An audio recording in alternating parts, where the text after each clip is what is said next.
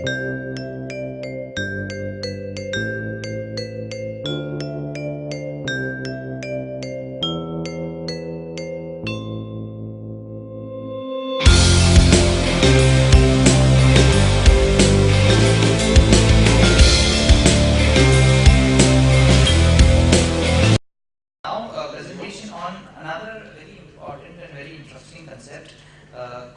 computing.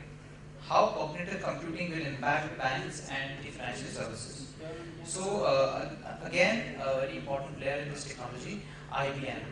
We have a presentation from IBM India on this leveraging cognitive computing and how it is impacting the BFSI sector. And we have Mr. L. Venkata Subramaniam, Senior Manager of Knowledge Engineering and Data Platforms, IBM India, presentation. A round of applause for the speaker from IBM India, and we are hoping that it will be a very interesting presentation. Thank you. Sir. Good afternoon, everyone.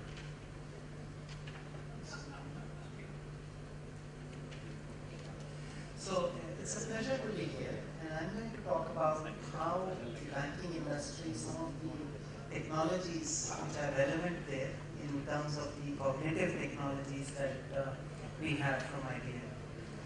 So if you see, the banking industry is one that has embraced technology. Every decade there has been new technology that has been brought in, and that has led to better services, better financial offerings being given. But this decade has been a very disruptive one. And very soon, like we have had several discussions today, blockchain, then the changing customer preferences, all of these have meant that there are new ways at which you are now looking at banking and financial sector. So why do you think this is happening? One of these things is because of the 2008 financial crisis.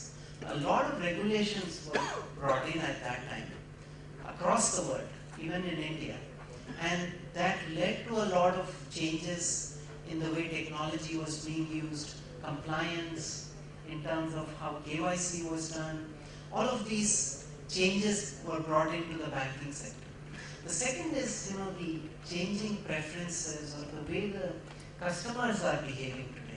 They're all used to social media, they're used to instant communication, social, web, cloud. So all of these have changed the way customers are looking at things today. And they're also expecting this from the banking sector. The third is, there are these other non-banking players who are coming into the banking sector, offering banking-like services, and this disruption is accelerating because of adoption of new technologies like blockchain, even the regulatory changes themselves, leading to these new players coming in and challenging some of the existing banking and financial sector players. And what this has meant is that new services, new approaches now have to come into this sector. Who do you think is the customer is going to prefer? Who is the closest to them? If you look at it, Facebook, Amazon, all of them have now started entering the financial sector in terms of using new payment methodologies. They already know how to service customers, right? They have huge customer bases worldwide, and they're looking how can we get into this new banking space by embracing these new technologies, the cloud, the payment, the new ways of payment, and how do you reach out to this unbanked sector?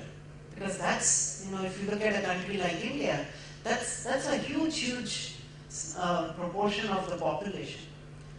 Is it the bank that's going to get to them first, or is it going to be somebody like Facebook or somebody like even Flipkart or any of these players who already have a huge user base, who are very savvy in using technology, and they're expecting the same kind of service from the banks. And if the banks do not live up to that, they're going to have to, there is going to be a shift in how the customer uses technology.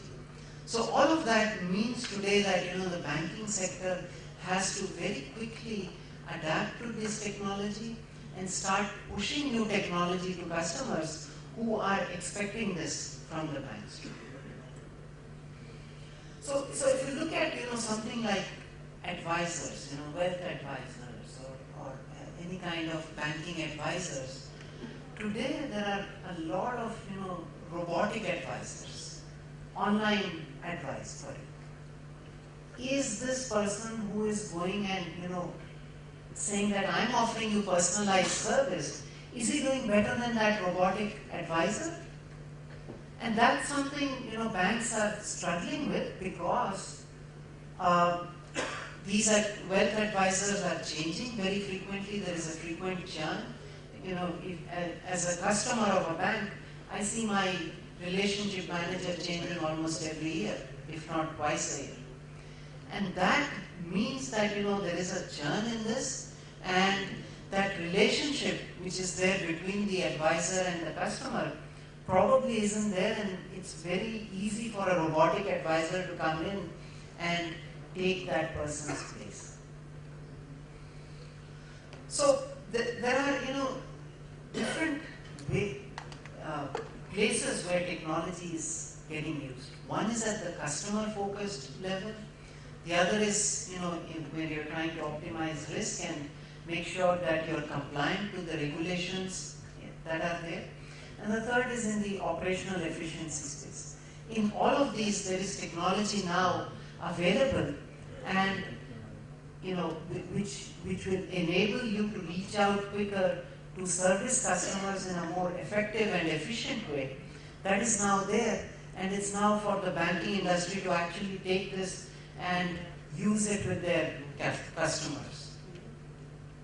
So, as an example, there is a lot of data out there, right? So, whether it is the CTO, whether it is the relationship manager, whether it is the cashier, at each point, you need data to come in from multiple sources, whether it is the internal data sources, whether it is the external data sources. From all of these sources, you need to be able to integrate that data and provide a solution. So I'll talk about some examples of where data needs to come together in a way that it is seamless, where it is very easy for whether it is a customer or for a banking official. How does that person use that data has become very important. So where is this change coming from? It is coming from what everyone wants today. Whether you're a bank employee, you want to be able to get insights very quickly from the data that is there. To be able to, understand what is happening, to be able to predict what is going to happen, to give different outcomes, and then tell what is the best course of action. In each of these, technology has a role to play, and data has a role to play. So it comes at different levels. There is the operations level, there is the analytics level, and there is the engagement level. At each level, there is an adoption of technology that is happening, and we look at some examples of how this technological embrace can happen to service your customers better. So let's start with a very simple example. So the one about regulatory compliance. So let us say you're a small bank and you want to open a branch in location N. How much time do you think typically answering such a question should take? Right? Today, in today's world, it means being able to look at the regulations, to understand what are the regulations around small finance banks, to know that you cannot have 25% branches in more than 25 in, you need to have at least 25 in rural centers, you need to have in, there are a plethora of regulations that come into play here. Now, let's say I want to open a branch in Patiala. Is Patiala considered a rural center? So you need to go and look at the population, for example, of Patiala, right? Do you already have 25% banks in rural areas? That's the second thing you need to look at. To be able to answer this question, typically it would take you a day, 2 days, 3 days to be able to understand the regulations, to understand your own internal operations in terms of where you have banks, what are your centers where you have the banks, what is the distribution among them. But the data is out there and you should be able to answer this question within a few seconds, right? Because the data is there, you can analyze this data and come up with the answer. So this is what cognitive computing is about, to be able to do natural language text processing, to understand the regulations, to understand your own internal operations, to see where all you have banks, branches, do you have that 25% coverage yet?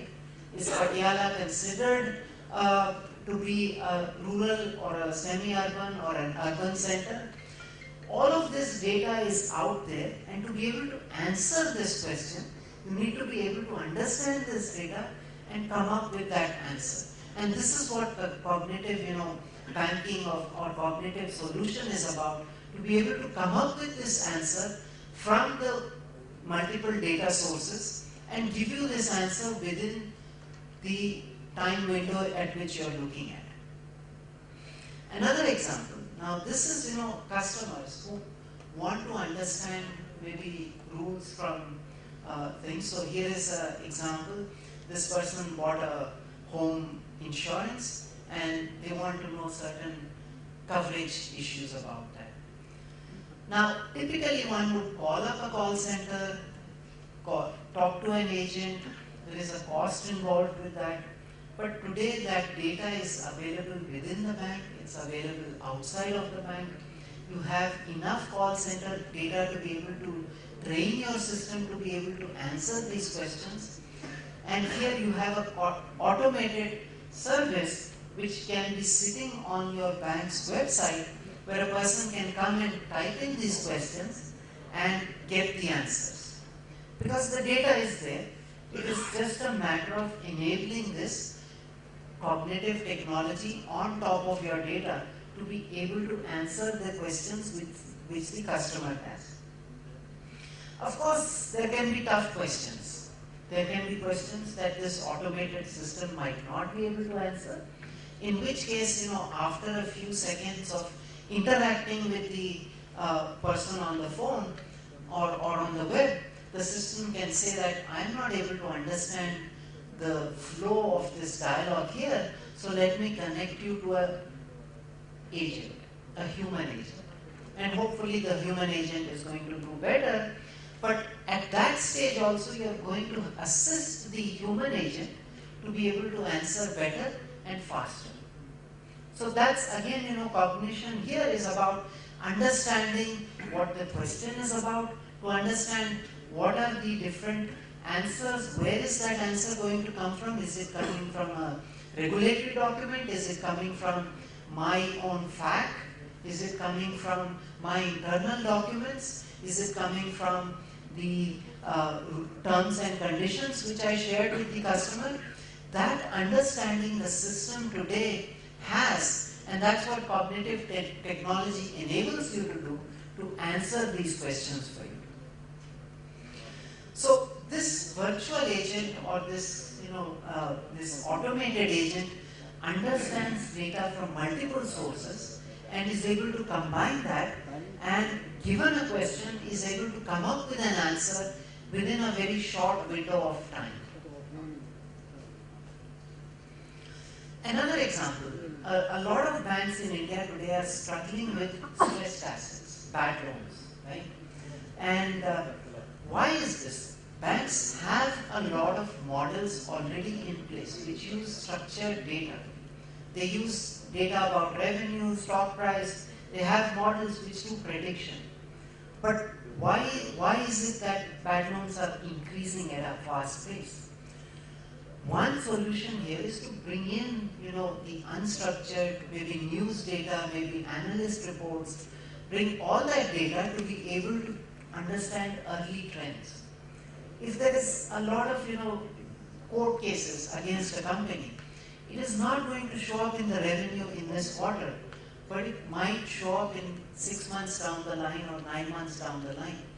And that understanding can come from analyzing these analyst reports, the news reports, and being able to project this and give an alert to say that here is, indicators which are showing that maybe this company is going to become stressed as a result, because there are all these, negative news reports. There are all these, proprietors of this company who are maybe, on the board of other companies which are stressed. So this understanding needs to be built in and projected to the person who is giving this news. So as I showed here, there are several examples and I can keep going into that. But what is important to understand here is this cognitive technology is able to take your structured data, to take your unstructured data, and to very quickly give you insights which are relevant to the business. It can be used whether you are servicing your customers, whether it is for training your staff, whether it is for wealth management. For each of these tasks, here is technology which can help you reach faster and more effectively to your customers who are already used to such technology coming in from other sectors. So it's only a matter of time before they expect this coming from the banking sector also. So I'll stop here and thank you very much.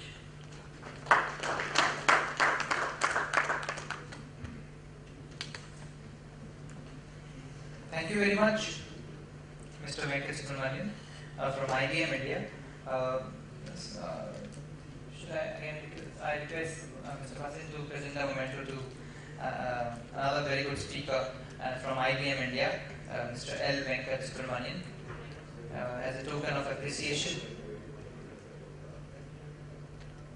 A round of applause for L. Venkata